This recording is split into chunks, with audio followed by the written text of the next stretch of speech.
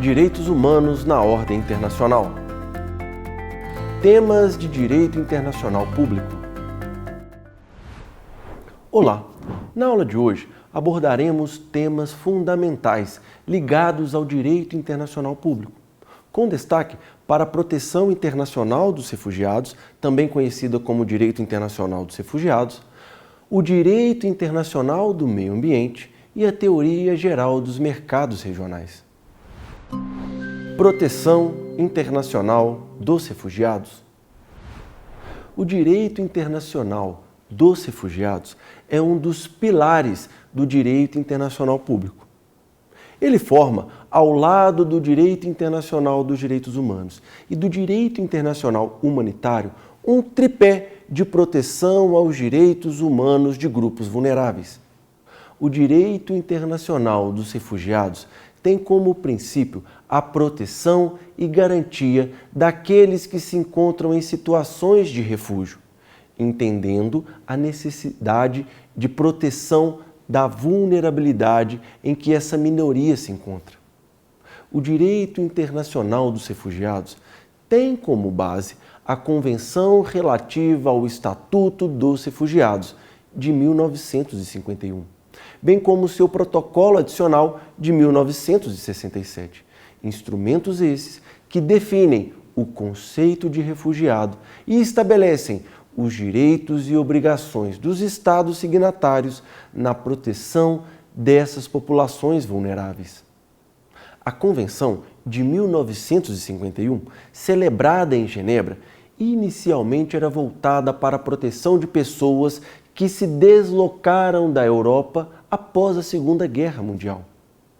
Ela define como refugiado todo aquele que, devido a fundados temores de perseguição por motivos de raça, religião, nacionalidade, pertencimento a determinado grupo social ou opinião política, encontra-se fora do país de sua nacionalidade e não pode ou não quer regressar devido a essa perseguição.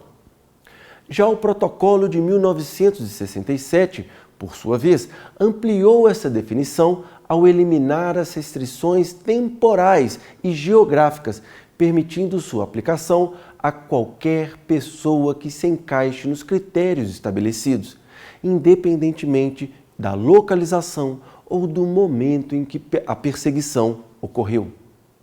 O Alto Comissariado das Nações Unidas para os Refugiados, também conhecido pela sigla Acnur, desempenha um papel crucial na proteção dos refugiados. Isso porque ele fornece uma assistência humanitária, promove soluções duradouras, como, por exemplo, a repatriação voluntária, a integração local ou o reassentamento em terceiros países.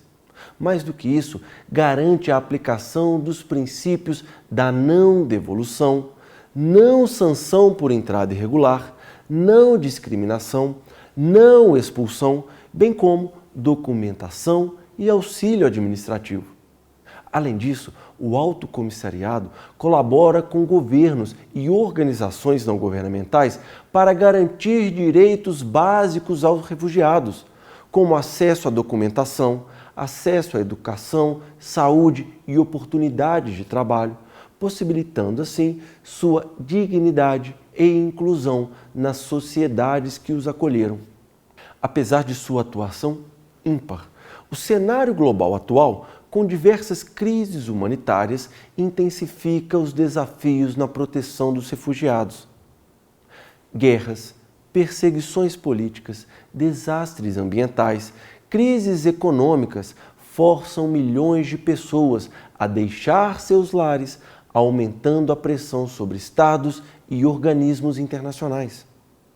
O maior desafio enfrentado pelos refugiados que chegam ao mundo desenvolvido tem sido tradicionalmente convencer as autoridades de que eles têm, de fato, direito ao reconhecimento de seu status de refugiado.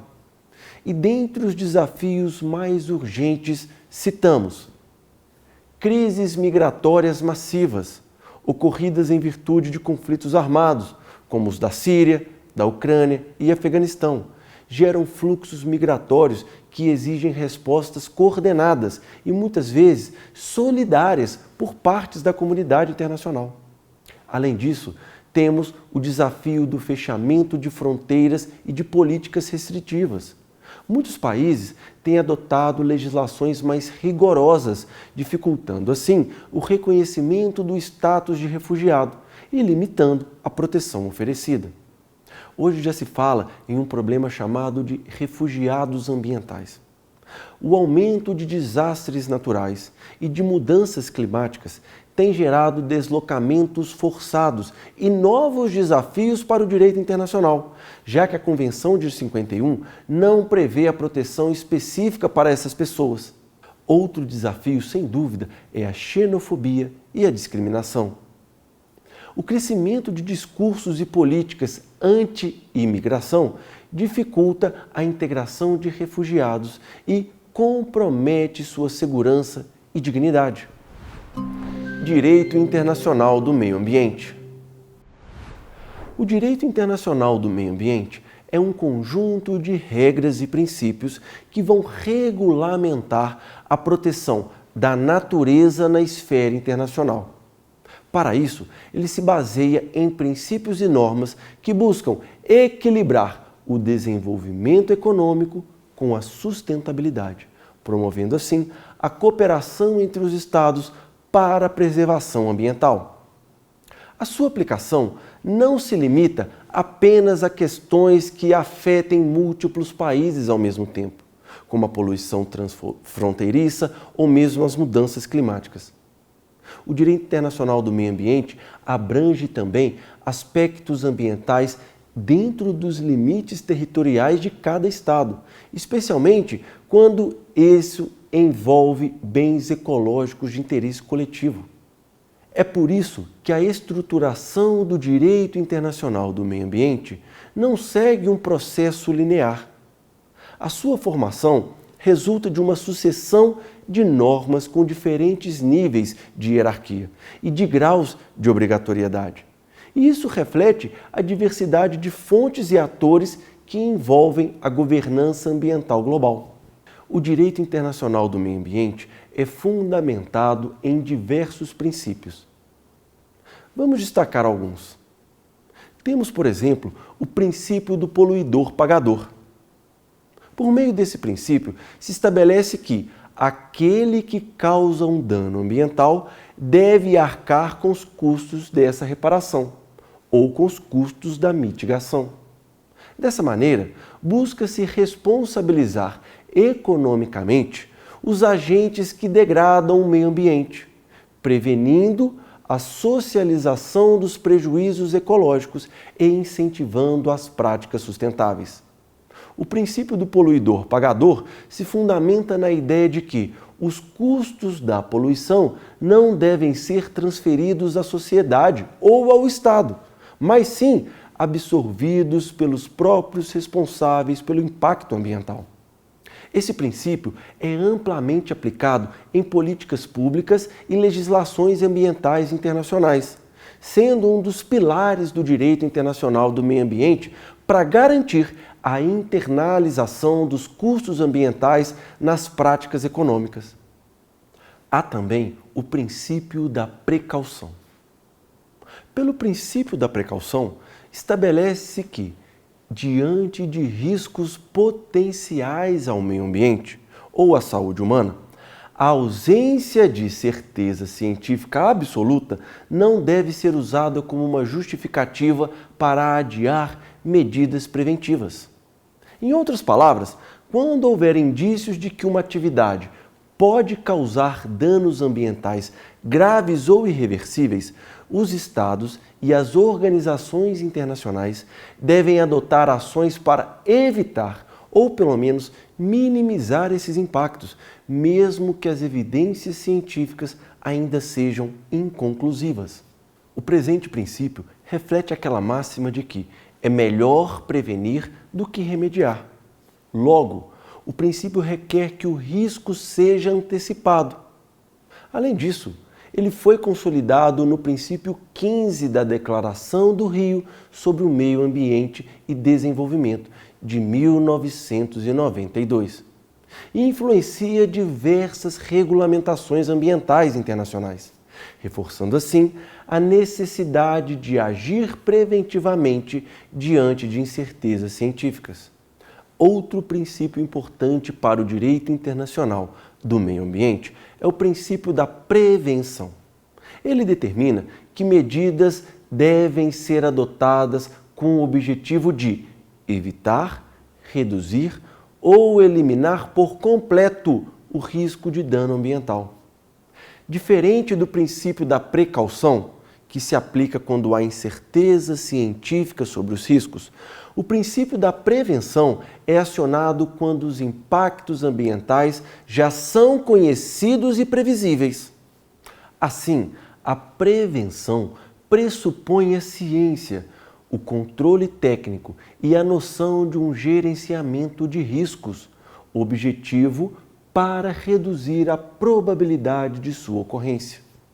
Esse princípio orienta a formulação de políticas ambientais, impondo a necessidade de estudos de impacto ambiental, licenciamento de atividades potencialmente poluidoras e a adoção de tecnologias cada vez mais limpas. Apesar dos avanços normativos e dos compromissos multilaterais, tais como a Convenção sobre a Diversidade Biológica, de 92, o Protocolo de Quioto, de 97, o Acordo de Paris, de 2015, a implementação efetiva do direito internacional do meio ambiente ainda enfrenta muitos desafios. O grande obstáculo é a concretização dos direitos construídos em face da pouca coercibilidade do direito internacional ambiental, frente aos outros ramos do direito internacional e nacional. Podemos citar ainda outros problemas referentes a essa concretização. Por exemplo, a falta de cumprimento das metas ambientais. Muitos países não atingem os objetivos estabelecidos nos acordos climáticos, especialmente em relação à redução de emissões de gás carbono. Além disso, temos uma desigualdade no impacto ambiental.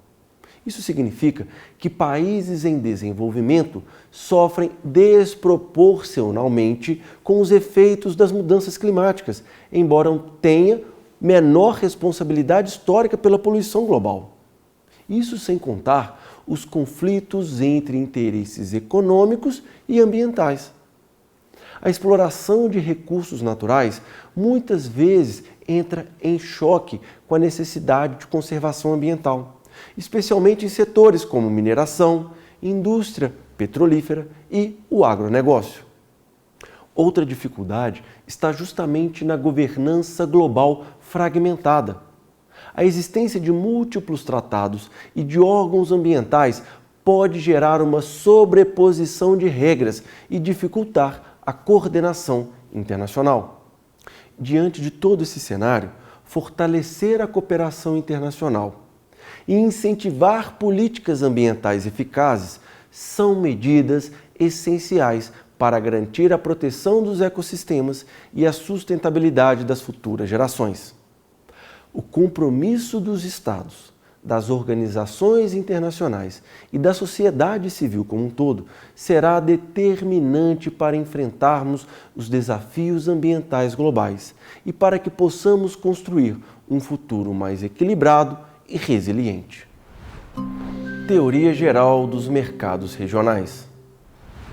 A integração econômica entre os Estados tem sido uma estratégia essencial para o fortalecimento do comércio e para o crescimento econômico e a estabilidade geopolítica.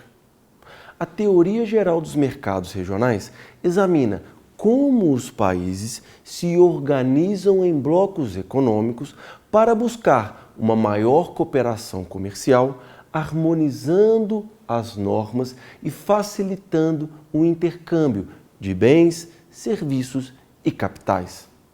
Esses processos têm impacto direto no direito internacional, tanto na criação de novos regimes jurídicos, quanto na interação desses blocos com normas globais de comércio e de direitos humanos.